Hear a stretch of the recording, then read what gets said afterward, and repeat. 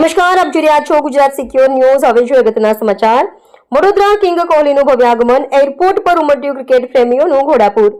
વડોદરાના આંગણે આયોજિત ભારત વર્સિસ ન્યુઝીલેન્ડની આંતરરાષ્ટ્રીય ક્રિકેટ મેચને લઈને શહેરમાં ભારે ઉત્સાહ જોવા મળી રહ્યો છે।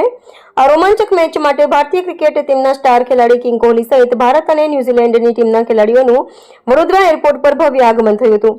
વિરાટ કોહલીના આગમનથી ખબર ફેલાતા જ વડોદરા એરપોર્ટ પર ક્રિકેટ પ્રેમીઓનો ભારે મોટો ચાહક વર્ગ ઉમટી પડ્યો હતો।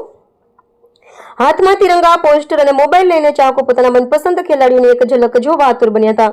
એરપોર્ટ પર કોહલીના નાદથી સાથે આખું વાતાવરણ ક્રિકેટમય બની ગયું હતું।